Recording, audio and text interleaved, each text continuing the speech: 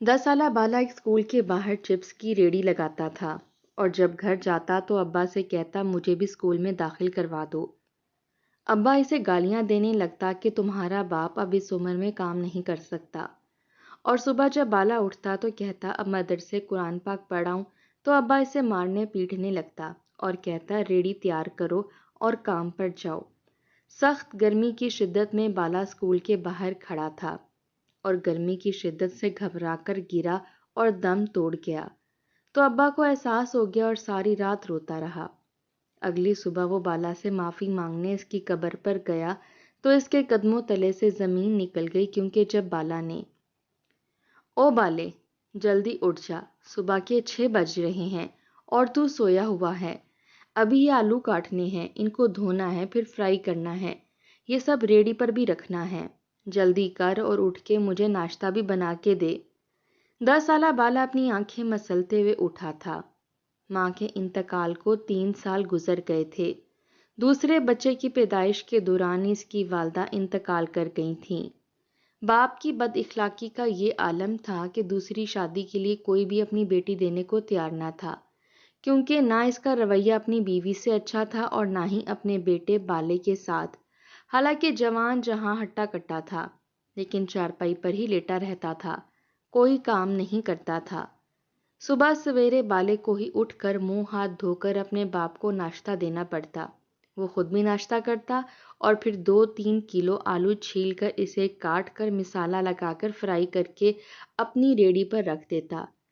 جب تک اسکول پہنچتا تب تک دوپہر ہو جاتی تھی، کیونکہ ابا کے لیے دوپہر کے لیے روٹی اور تھوڑے آلو کے چپس بھی رکھ کر آتا تاکہ وہ اٹھ کر کھا لے۔ چاہیے تو یہ تھا کہ اس کا باپ ظفر کماتا اور بچے کو اچھی تعلیم دیتا۔ شروع سے ہی بالے کو حافظ قرآن بننے کا بڑا شوق تھا۔ جس اسکول میں وہ چپس بیچنے جاتا تھا اسی گلی میں مدرسہ بھی تھا۔ جب وہاں سے اپنی ریڑھی لے کر جاتا تو کلام پاک کی بلند آوازیں سن کر دل میں ایک سکون کی لہر دوڑ جاتی تھی۔ کچھ دیر آنکھیں بند کیے کلام پاک کی تلاوت سنتا رہتا، جو بچے زور زور سے اپنا سبق دہرا رہے ہوتے تھے۔ ایک ٹھنڈی آہ دل سے نکلتی کہ کاش میں بھی ان میں شامل ہوتا۔ بہرحال پھر اپنی ریڑھی آگے لے جاتا۔ جب اسکول کے بچوں کی چھٹی ہوتی تب تک مدرسے کے بچے کی بھی آدھی چھٹی ہو جاتی تھی۔ کچھ دیر کے لیے انہیں بھی باہر جانے کی اجازت ہوتی تھی۔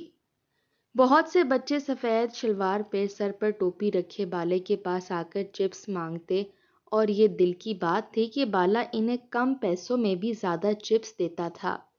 وہ انہیں بڑی حسرت بھری نظروں سے دیکھتا تھا۔ دل میں خواہش ہوتی کاش کہ میں بھی ان میں شامل ہو جاؤں، لیکن باپ تو ہلنے نہیں دیتا تھا۔ ساری چپس بیچ کر جب بالا گھر آتا تو پسینے سے شرابور ہوتا تھا۔ وہ آ کے نہاتا، صاف کپڑے پہنتا، تب تک اس کا باپ کہتا کھانا کھا لے اور شام کے لیے بھی چپس تیار کر، گلی کے کونے پر ریڑھی کھڑی کر لینا، لوگ شام کو بھی چپس کھانا پسند کرتے ہیں۔ کہنے لگا ابا ابھی تو تھک کر آیا ہوں، 2 گھڑی سانس تو لینے دے۔ وہ کہنے لگا ہاں ہاں لے لے سانس، سانس لے رہا ہے تو جی رہا ہے، سانس نہ آتا تو مر جانا تھا۔ کبھی کبھی تو اسے باپ کا یہ سخت رویہ دیکھ کر اپنی ماں کی بڑی یاد آتی تھی۔ جب تک ماں زندہ تھی تب تک باپ کا سخت رویہ اسے برا نہیں لگتا تھا، کیونکہ ماں کی نرم گرم آغوش تھی جہاں اس کے آنسو بھی جذب ہو جاتے تھے۔ ماں سر پر ہاتھ پھیرتی، تسلیاں دیتی، پیار کرتی، چومتی تو لگتا تھا کہ غم نہیں رہا۔ لیکن ماں بھی دنیا سے چلی گئی، ورنہ اس کی والدہ ہی آلو کے چپس تیار کرتی تھی اور جھگڑا کر کے ظفر کو ہی ریڑھی لگانے پر مجبور کرتی تھی۔ لیکن ظفر نے شروع سے کبھی بھی بالے کو اسکول میں داخل کروایا نہ مدرسے میں بھیجا۔ شروع کے نورانی قاعدے کے 4 صفحات اس کی ماں نے ہی اسے گھر پر پڑھائے تھے، لیکن پھر ہمیشہ کے لیے آنکھیں موند گئیں۔ وہ روزانہ نورانی قاعدے کے وہی 4 صفحے دہراتا رہتا اور آنکھوں سے آنسو بہتے رہتے۔ ایک بار اپنے باپ کے گھٹنے کے پاس بیٹھ گیا اور پاؤں دبانے لگا۔ ظفر نے بڑی حیرت سے اسے دیکھا، کہنے لگا کیا بات ہے؟ بڑی خدمت ہو رہی ہے باپ کی۔ وہ کہنے لگا ابا ایک آپ ہی تو ہیں میرے پاس، اماں تو ہے نہیں، اور مجھے آپ سے بڑی محبت ہے۔ وہ واقعی اپنے باپ سے محبت کرتا تھا۔ 12 سال کی عمر میں بھی اپنے گھر کا کفیل بن بیٹھا تھا۔ یہ محبت ہی تو تھی جو کماتا تھا ایمانداری سے باپ کے ہاتھ میں رکھ دیتا تھا۔ 1 روپیہ بھی اپنے پاس نہیں رکھتا تھا۔ پہلے تو ظفر اسے صرف اسکول میں ہی بھیجتا تھا کہ وہ چپس بیچ کر آئے۔ اسکول کے بچوں کو دیکھ کر اور مدرسے کے بچوں کو دیکھ کر بالے کا بھی دل چاہتا تھا کہ وہ اسکول میں پڑھے، قرآن پاک پڑھے، ان بچوں جیسی زندگی اس کی بھی ہو۔ لیکن اس کی زندگی کڑک دھوپ کی نظر ہو جاتی تھی۔ دھوپ پہ کھڑے کھڑے کبھی کبھی تو اسے لگتا تھا کہ وہ غش کھا کر گر پڑے گا۔ گرمی کی شدت بڑھنے لگی تھی، جون کا مہینہ تھا۔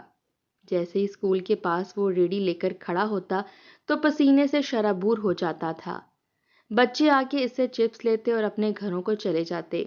ایک بچہ تو کہنے لگا، اسکول سے واپس جا کر گھر پر ٹھنڈے پانی سے نہاؤں گا، تھوڑی دیر اے سی میں سوؤں گا اور اس کے بعد مدرسے پڑھنے جاؤں گا۔ پتہ ہے، میرے تو 2 پارے مکمل ہو گئے ہیں، آج تیسرا شروع کروں گا۔ ابا کہہ رہے تھے، جس دن تم 5 پارے پورے کر لوگے تو میں جلیبی لا کر دوں گا۔ بڑی حسرت سے بالا اس بچے کو دیکھ رہا تھا۔ کتنا خوش تھا، عمر میں اس سے چھوٹا ہوگا، لیکن کلام پاک کے تیسرے سپارے پر تھا۔ ایک سرد آہ تھی جو اس کے دل سے نکلی تھی۔ آنکھوں سے آنسو بہے تھے۔ اپنے آنسو وہ کسی بھی طرح چھپا نہیں پایا۔ دل میں ٹھیس اٹھی تھی، پتہ نہیں کیوں، لیکن تھک چکا تھا۔ بڑا مایوس ہو کر جب گھر آیا تو ایک بار پھر باپ کی منت کرنے لگا کہ ابا، مجھے کلام پاک پڑھنا ہے، مجھے 2 گھنٹے کے لیے مدرسے میں ڈال دو۔ یہ سننا تھا کہ ظفر نے ایک زوردار تھپڑ مارا، کہنے لگا، ہٹ کمینے، کام تیرا باپ کرے گا کیا؟ جب تک تو چپس نہیں بیچے گا تو گھر میں پیسہ نہیں آئے گا۔ اسے سمجھ نہیں آتی تھی کہ آخر ابا پیسہ اڑاتا کہاں ہے، کیونکہ گھر میں کھانے پینے کے لیے تو کچھ بھی نہیں ہوتا تھا۔ وہی آلو کے چپس بنتے تھے جسے روٹی کے ساتھ دونوں باپ بیٹا کھا لیتے تھے، تو پیسہ جاتا کہاں تھا؟ ایک بار جب اس نے اپنے باپ کے پاؤں دباتے ہوئے یہ کہا کہ وہ اسکول میں پڑھنا چاہتا ہے، مدرسے میں پڑھنا چاہتا ہے، تو بدلے میں ظفر نے اس کو مارا تھا۔ بے ساختہ ٹانگ اس کے پیٹ پر دے ماری۔ وہ کہنے لگا، پیچھے ہٹ کمینے، میں تجھے کبھی بھی تعلیم حاصل نہیں کرواؤں گا۔ جب میں نے تعلیم حاصل نہیں کی تو تجھے کیوں کرواؤں؟ تو کام کرے گا تبھی تو میرا جینا آسان ہوگا۔ کمانا سیکھ، آج کل صرف پیسے کی اہمیت ہے۔ اسے سمجھ نہیں آتا تھا کہ اس کا باپ اتنا سخت کیسے ہو سکتا ہے، کہ وہ اس پر ذرا بھی رحم نہیں کھاتا تھا۔ کیا وہ واقعی اس کا سگا باپ تھا؟ جتنے پیسے بالا اسے کما کر دیتا تھا، یہ روپیہ بھی کبھی خرچ کرتے ہوئے اس نے نہیں دیکھا تھا۔ سالوں گزر جاتے لیکن بالا کے نئے کپڑے کبھی نہیں لایا تھا۔ وہی جوڑے تھے جسے سال بھر وہ پہنتا تھا، اور 1 سال بعد اس کا باپ لنڈے سے اس کو 3 جوڑے لا کر دیتا تھا۔ دوسروں کی اترن پہن پہن کر وہ اس عمر میں پہنچا تھا، حالانکہ ظفر جانتا تھا کہ بالے کی عادت جھوٹ بولنے کی نہیں ہے، لیکن پھر بھی جب بالا اسے سارے پیسے لا کر دیتا تو تب بھی اس کی جیبیں ضرور کنگھال کر دیکھتا تھا کہ کہیں اس نے کچھ پیسے چھپائے تو نہیں، کہیں وہ اپنی ذات کے لیے پیسے تو نہیں رکھتا۔ بہرحال رات کو بالا تھکا ہارا آتا تھا، اس لیے جلدی سو جاتا تھا، لیکن آج باپ کو گنگناتے سنا تو دماغ کی گھنٹی بجی تھی۔ سونے کی بجائے اس نے اپنی آنکھیں ذرا سی کھول کر دیکھیں تو رات کے وقت باپ نہا دھو کر واش روم سے باہر آ گیا تھا۔ کپڑے بھی صاف ستھرے پہنے تھے۔ پھر صحن میں لگے چھوٹے سے شیشے کے سامنے کھڑا ہوا، بال بنائے، اپنی مونچھیں بھی کنگھے سے درست کیں، ساتھ میں موٹا موٹا کالا سرما اپنی آنکھوں میں لگایا اور گنگناتے ہوئے گھر سے باہر نکل گیا۔ بالا، جس کا اصل نام بلال تھا، اسے بڑی حیرت ہوئی کہ اس کا باپ رات کے 12 بجے گیا کہاں ہے، وہ بھی یوں تیار شیار ہو کے۔ لیکن اس کی ہمت نہیں ہوئی کہ وہ اپنے باپ کا پیچھا کر کے دیکھ سکے کہ اس کا باپ گیا کہاں ہے۔ اس کو یہ بھی ڈر تھا کہ اگر اس نے باپ کا پیچھا کیا اور باپ نے پیچھے پلٹ کر دیکھ لیا تو بہت مارے گا۔ بہرحال اگلی رات میں بلال کی آنکھ نہیں لگی، کیونکہ اسے لگا کہ شاید ابا کا کوئی دوست ہوگا جس نے اسے بلایا ہوگا، تو ایک رات کے لیے چلا گیا ہوگا۔ بالا اس قدر تھکا ہوا ہوتا تھا کہ زیادہ دیر تک رات کو جاگ نہیں سکتا تھا۔ اسے لگا شاید کسی دوست یار نے بلایا ہوگا تو ابا چلا گیا ہوگا۔ لیکن اگلے روز بھی رات کے 12 بجے تو ظفر نہانے کے لیے چلا گیا۔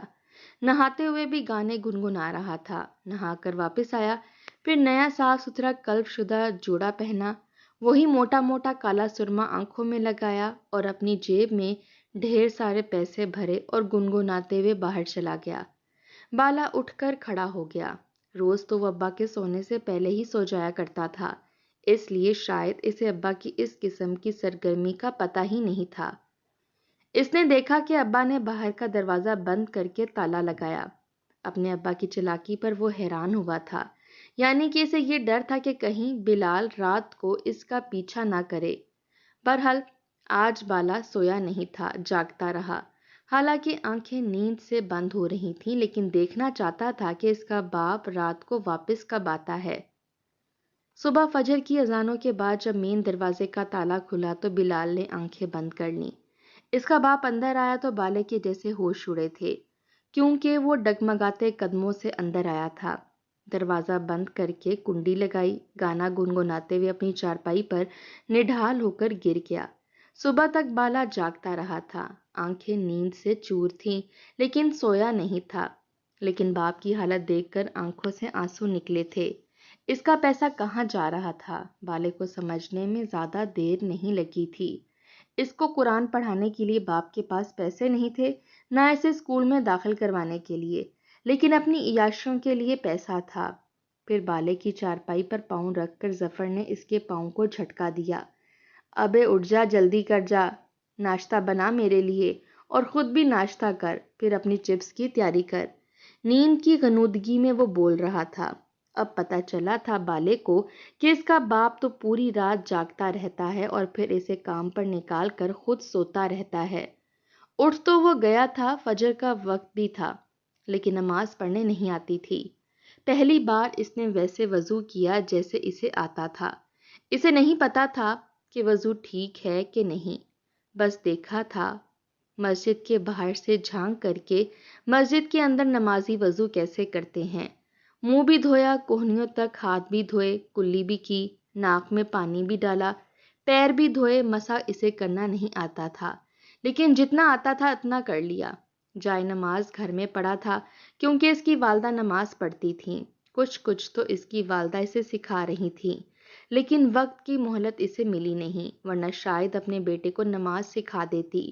اسے نہیں پتا تھا کہ پڑھنا کیا ہے، البتہ ماں نے بسم اللہ پڑھنی سکھائی تھی۔ پوری نماز میں بس وہ بسم اللہ پڑھتا رہا، اور رکوع میں بھی سجدے میں بھی۔ نماز پڑھنے کے بعد اس نے دعا کے لیے ہاتھ اٹھائے، کہنے لگا مجھے تجھ سے بہت پیار ہے میرے اللہ، میرا دل چاہتا ہے بڑی خوش الحانی سے کلام پاک پڑھوں، میرا دل چاہتا ہے کہ اسکول کی پڑھائی پڑھوں، لیکن میرا باپ عیاشیوں میں پڑ گیا ہے، میرا محنت سے کمایا ہوا پیسہ میرا باپ عیاشیوں میں گزار رہا ہے۔ باپ وہیں پر سو چکا تھا۔ جب اس نے اپنے لیے چائے بنائی تو چائے کے کپ کے اندر اس کے آنسو ٹپ ٹپ گر رہے تھے، گلے میں بھی بہت سی گرہیں پڑ رہی تھیں۔ بہت مشکل سے گھونٹ گھونٹ چائے پی، پھر آلو کاٹے، انہیں دھویا، مسالہ لگایا، فرائی کرتا رہا، لیکن دل پر پتہ نہیں کیوں بہت بوجھ تھا، بے تحاشا بوجھ تھا۔ آنسو تھے کہ تھمنے کا نام نہیں لے رہے تھے۔ آلو کی ریڑھی اس نے تیار کی اور باہر چلا گیا۔ باہر جا کر اس نے قبرستان کے باہر ہی وہ چپس کی ریڑھی کھڑی کر دی، اپنا سامان اللہ کے حوالے کر کے قبرستان چلا گیا۔ سامنے ہی ماں کی قبر تھی، صرف بسم اللہ ہی پڑھ کر اس نے ثواب اپنی ماں کو بخشا تھا، کیونکہ بسم اللہ کے علاوہ کچھ پڑھنا ہی نہیں آتا تھا، کہ فاتحہ ہی پڑھ لیتا۔ پھر گھٹنوں کے بل بیٹھ کر بڑا رویا تھا، بل بلا کر رویا تھا، قبر کو یوں ہاتھ پھیلا کر اس پر لیٹا جیسے ماں سے لپٹ کر رو رہا ہو، لیکن منہ سے کچھ نہیں کہا، شاید کہنے کے لیے کوئی لفظ بچا ہی نہیں تھا۔ رو رو کے جب دل ہلکا ہو گیا تو آنسو صاف کر کے باہر آ گیا، پھر اپنی ریڑھی لے کر اسکول اور مدرسے چلا گیا۔ آج بہت چپ چپ سا تھا۔ بچے آئے، چپس مانگنے لگے، سب کو غائب دماغی سے چپس دیتا رہا، آنکھوں سے آنسو بہے جا رہے تھے۔ ایک بچے نے کہا، کیا ہوا چپس والے، آج رو کیوں رہے ہو؟ اس نے آنسو صاف کیے، کہنے لگا، کچھ نہیں، ایسے ہی گرمی کی وجہ سے آنکھوں سے پانی نکل رہا ہے۔ اس بچے نے 10 روپے زیادہ دیے، کہنے لگا، یہ رکھ لو۔ وہ کہنے لگا، یہ کیوں؟ کہنے لگا، ایسے ہی رکھ لو، اپنی خوشی سے دے رہا ہوں۔ ایک ہلکی سی مسکان بالے کے چہرے پر آئی تھی۔ جہاں وہ چپس کی ریڑھی لگاتا تھا وہاں اور بھی بہت سے لوگ آتے تھے۔ کوئی چنے بیچتا تھا، کوئی رول سموسے، کوئی گولا، کوئی کلفی۔ وہی بچہ بھاگتا ہوا گولے والے کے پاس گیا، اسے 2 کپ گولے کے بنوائے اور 1 کپ لا کر بالے کو دے دیا۔ بالا یہ دیکھ کر حیران تھا، وہ بچہ اسی کا ہم عمر ہوگا، اسکول یونیفارم میں تھا۔ کہنے لگا یہ کھا لو، اتنی گرمی میں یہاں کھڑے ہو، پتہ نہیں۔ آج تو شاید بالے کا حیران ہونے کا دن تھا، اس نے اس بچے سے وہ گولا بھی پکڑ لیا۔ ٹھنڈا ٹھنڈا گولا کھا کر کچھ سکون ملا تھا۔ بچہ مسکرانے لگا، پھر بالے کے پاس آ کر کھڑا ہو گیا۔ کہنے لگا مجھ سے دوستی کرو گے؟ بالا کہنے لگا ہاں، اگر مجھ سے دوستی کرنا تمہارے لیے باعث شرمندگی نہ ہو تو میں کر لوں گا، کیونکہ غریبوں سے دوستی ہر کوئی نہیں کرتا، اور تم تو شکل سے بھی امیر لگتے ہو۔ اس کی بات سن کر بچہ ہنسنے لگا، کہنے لگا میرا باپ کہتا ہے امیر غریب کچھ نہیں ہوتا، بس تم مجھے اچھے لگتے ہو۔ میں تمہارے بارے میں سوچتا ہوں، جب گھر جاتا ہوں تو یہی سوچتا ہوں کہ تمہاری اور میری عمر ایک برابر ہے، لیکن تم اسکول نہیں جاتے، مدرسے بھی نہیں جاتے، دھوپ میں یہاں کھڑے رہتے ہو، کتنا پسینہ تمہارا بہہ جاتا ہے، آوازیں لگا لگا کر اپنی چپس بیچتے ہو، اتنی سی عمر میں اتنے سارے کام کرتے ہو۔ میں نے ایک بار تمہیں بازار جاتے ہوئے بھی دیکھا تھا، تم گلی کے نکر پر کھڑے ہو کر چپس بیچ رہے تھے۔ میں نے اپنے بابا کو بتایا تھا کہ تم ہمارے اسکول کے سامنے بھی آ کر چپس بیچتے ہو، وہ کہہ رہے تھے کہ کبھی کبھی سے جیب خرچی دے دیا کرو، اللہ تعالیٰ خوش ہوتا ہے۔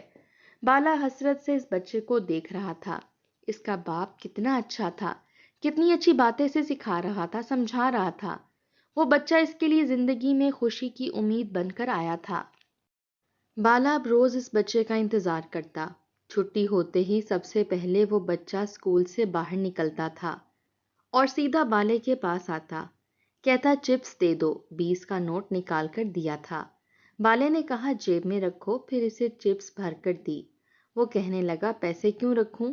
بالا کہنے لگا کیا دوستی صرف تمہیں نبھانے آتی ہے؟ دوست کہا ہے تو پھر آج پیسے مت دینا۔ وہ لڑکا ہنسنے لگا، کہنے لگا میرے ابا کہتے ہیں گھوڑا اگر گھاس سے دوستی کر لے گا تو کھائے گا کیا؟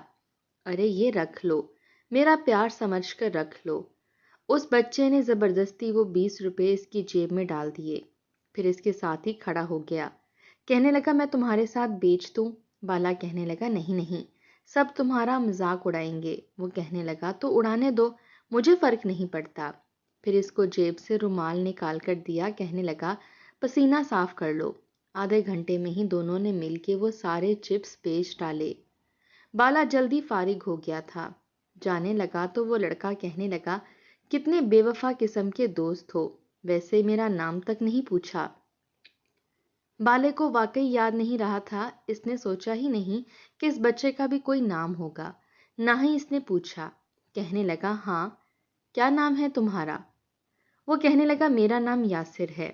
دونوں کی دوستی ہو چکی تھی، یاسر اس کے ساتھ چپس بکواتا تھا، پھر اس سے باتیں کرتا رہتا، اچھے گھرانے سے اس کا تعلق تھا۔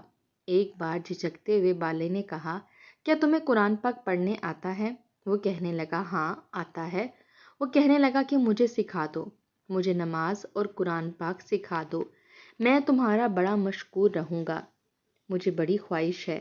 وہ کہنے لگا اچھا ٹھیک ہے، ہم دونوں کل سے چپس بیچنے کے بعد فضول باتیں نہیں کریں گے، بلکہ میں تمہیں نماز سکھاؤں گا۔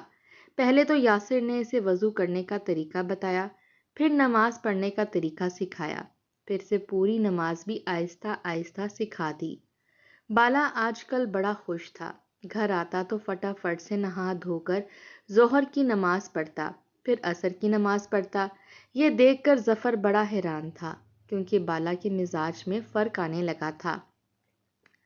اب وہ اپنے باپ کو عیاشیوں کے لیے سارے پیسے نہیں دیتا تھا، بلکہ کچھ پیسے یاسر کو پکڑا دیتا، کہتا میری امانت سمجھ کے رکھ لو، جب مجھے ضرورت ہوگی تو میں لے لوں گا۔ اس بار بھی ظفر نے جب پیسے گنے تو کہنے لگا یہ تو پہلے سے کم ہیں۔ وہ کہنے لگا بس اتنے ہی ملے۔ ظفر نے اسے غصے سے دیکھا، کہنے لگا تو میرے ساتھ بےایمانی کرتا ہے۔ بالا کہنے لگا ابا میری جیبیں چیک کر لو، میں نے کوئی بےایمانی نہیں کی، میرے پاس اور پیسے نہیں ہیں۔ ظفر یہ دیکھ کر چپ سا ہو گیا، لیکن اب اسے ٹو لگ گئی تھی۔ ایک بار وہ چھپکے سے بالے کا پیچھا کرتا ہوا اسکول تک پہنچ گیا تھا، پھر دیکھا کہ بالا ایک لڑکے کے ساتھ چپس بیچ رہا تھا۔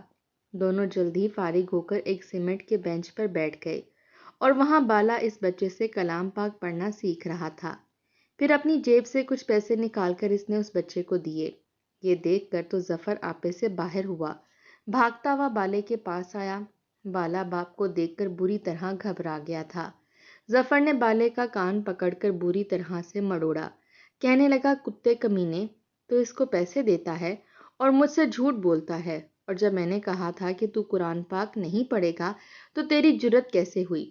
یاسر تو یہ دیکھ کر ڈر گیا تھا، اپنا سپارہ بالے سے لے کر فوراً سے بھاگ گیا۔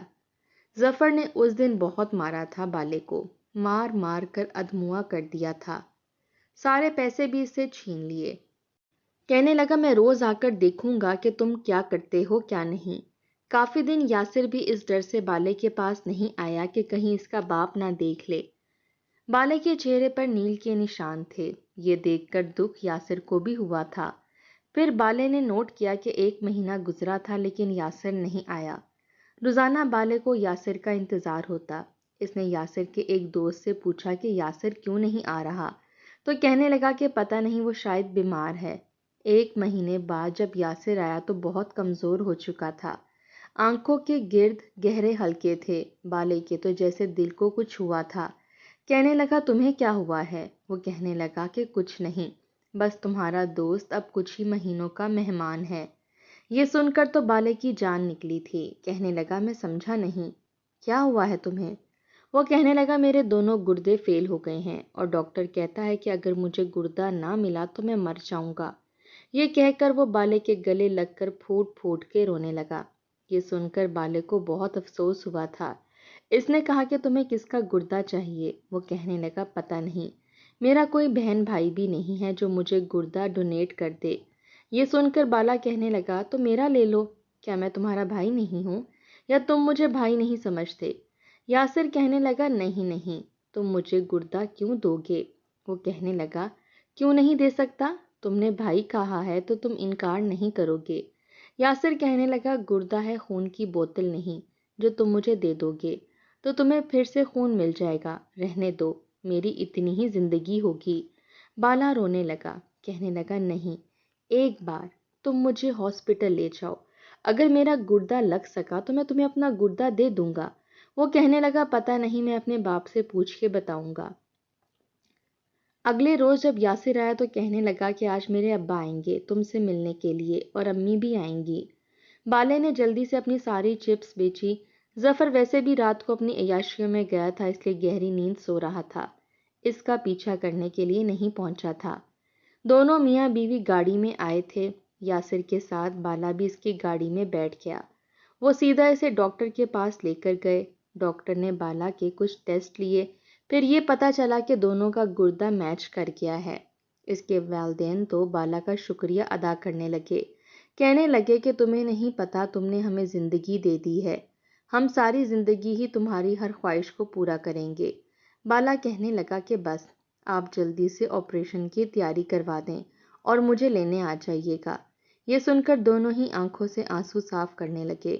بالے کو اس کے والد نے 1 لاکھ کی رقم دی تھی، لیکن اس نے واپس کر دی، کہنے لگا، میری دوستی کو پیسوں میں مت تولیں صاحب جی، یاسر میرا بہت اچھا دوست ہے۔ بہرحال جب آپریشن کا دن آیا تو بالا چپ چاپ خاموشی سے بنا کچھ کہے گھر سے باہر نکل گیا۔ اس کا باپ نشے میں دھت سو رہا تھا۔ وہ یاسر کے والدین کے ساتھ ہاسپٹل چلا گیا۔ 3 دن اسے ہوش نہیں آئی تھی۔ جب ہوش آئی تو اس نے جب اپنے پیٹ پر ہاتھ رکھا تو پٹی سی بندھی ہوئی تھی، چہرے پر ایک مسکراہٹ تھی، نکاہت کی وجہ سے اس سے اٹھا نہیں جا رہا تھا۔ یاسر کے والدین اسے ہوش میں دیکھ کر شکر کر رہے تھے، کہنے لگے، تمہیں نہیں پتا تم نے کتنی بڑی نیکی کی ہے، بدلے میں تمہیں ہم سے جو چاہیے مانگ لو۔ وہ کہنے لگا، جو کچھ آپ کے بیٹے نے مجھے دیا ہے اس کے آگے تو کچھ بھی نہیں۔ اس نے مجھے نماز سکھائی ہے، مجھے یہ بتایا ہے کہ اللہ سے دعا کیسے مانگتے ہیں، اس نے مجھے کلام پاک پڑھنا سکھایا ہے اور میں روز پڑھتا ہوں۔ کہ سب سے بڑی چیز ہے جو میں نے کی وہ بڑی چیز نہیں ہے۔ بہرحال 5 دن بعد وہ اس قابل ہوا تھا کہ ہلکا ہلکا چل پھر سکتا تھا۔ یاسر کو ڈاکٹر نے 6 مہینے کے لیے کمرے سے باہر نکلنے سے منع کیا تھا کیونکہ اس کو جراثیم نہ لگ جائیں، لیکن بالے کے لیے ایسی کوئی احتیاط ہوتی بھی تو وہ نہیں کر سکتا تھا کیونکہ اپنے باپ کو بتانا نہیں چاہتا تھا۔ 5 دن بعد جب وہ گھر پہنچا تو ظفر کا غصے سے برا حال تھا۔ کہنے لگا کہاں سے آیا ہے؟ وہ کہنے لگا ایسے ہی گرمی سے بے ہوش ہو کر گر گیا تھا، کسی نے اٹھا کے ہاسپٹل میں ڈال دیا۔ 5 دن مجھے ہوش ہی نہیں آیا، ابھی ہوش آیا ہے تو گھر آ گیا۔ بیٹے کی پیلی رنگت دیکھ کر ظفر نے اسے کچھ نہیں کہا، کہنے لگا جلدی سے چپس بنا اور چپس کی ریڑھی لگا، 4 دن سے محلے والوں سے مانگ مانگ کر کھانا کھایا ہے۔ بالے کی طبیعت کچھ ٹھیک نہیں تھی، پھر بھی چپس بنائے۔ چپس کا بھاری برتن اٹھا کر ریڑھی پر رکھا تو کمر میں بڑا درد ہوا، ساتھ میں گردے والی جگہ پر بھی، لیکن بیچنے کے لیے چلا گیا۔ جب واپس آیا تو باپ کہنے لگا کہ بس مجھے پیسے دے، کتنے دن ہو گئے آج میں رانی سے بھی نہیں ملا۔ وہ جانتا تھا کہ باپ کو کس چیز کی طلب ہے، عیاشی کی اور شراب کی۔ اس نے پیسے باپ کو دے دیے، لیکن بس 3 دن ہی گزرے تھے کہ ایک دن دوپہر میں ہی جب وہ چپس بیچنے کے لیے گیا تو وہیں پر گر کر بے ہوش ہو گیا۔ ایسا بے ہوش ہوا کہ پھر اسے ہوش نہیں آئی، البتہ کلمے کا ورد ضرور ہر وقت کرتا رہتا تھا۔ اس حالت میں بھی اس نے نماز نہیں چھوڑی تھی۔ 3 دن بعد پھر سے جب وہ یوں گرا تو بچے پریشان ہو گئے۔ ظفر تک خبر پہنچی تو صحیح معنوں میں وہ اب رویا تھا۔ بالا باپ کے بار بار پکارنے پر بھی نہیں جاگا۔ ظفر روتا رہا، کہتا رہا کہ اب تیرے ساتھ ظلم نہیں کروں گا، بس ایک بار اٹھ جا، لیکن وہ نہیں اٹھا۔ اسے دفنانے کے بعد وہ گھر آ گیا۔ 3 دن روتا رہا، اپنی غلطی پر بار بار پچھتاوا ہوتا رہا۔ کتنا مارتا تھا اسے، پھر دل میں بیٹے کی تڑپ جاگی۔ دوبارہ قبرستان گیا تو سامنے کا منظر دیکھ کر اس کے ہوش اڑ کر رہ گئے تھے، کیونکہ وہاں ایک بچہ بیٹھا رو رہا تھا اور اس کے والدین اسے چپ کروا رہے تھے۔ وہ کہنے لگا آپ نے میری زندگی کی خاطر میرے دوست کی جان لے لی، وہ مجھے چھوڑ کر چلا گیا۔ اس کے والدین کہنے لگے ایسا نہیں ہے، اس نے جو کچھ کیا تھا اپنی مرضی سے کیا تھا، شاید اس کی اتنی ہی زندگی تھی، لیکن جاتے جاتے بھی تمہیں زندگی کی نوید سنا دیا۔ تم اس کے لیے جتنا کلام پاک پڑھ سکتے ہو پڑھو۔ کہنے لگا وہ تو خود جتنا کلام پاک مجھ سے پڑھ چکا تھا، روز پڑھتا تھا، یہاں تک کہ اسے تو زبانی یاد ہو گیا تھا، ہر وقت پڑھتا رہتا تھا، اسی لیے تو دیکھیں اس کی قبر سے کتنی پیاری خوشبو اٹھ رہی ہے۔ یہ سن کر ظفر کے ہوش اڑے تھے۔ اسے یہ تو نہیں پتا چل سکا کہ بیٹے نے خاموشی سے کون سی نیکی کی تھی، لیکن ان لوگوں کے جانے کے بعد جب وہ بالے کی قبر پر آیا تو پتا چلا کہ واقعی اس کی قبر سے تو بہت پیاری سی خوشبو اٹھ رہی تھی۔ اللہ نے تو اس کی ساری تکلیفوں کو ہی دور کر دیا تھا۔ اپنی ماں کی برابر والی قبر پر بڑی چین کی نیند سو رہا تھا۔ پھوٹ پھوٹ کے وہ رویا تھا، لیکن آج اس کی پکار سننے والا کوئی نہیں تھا۔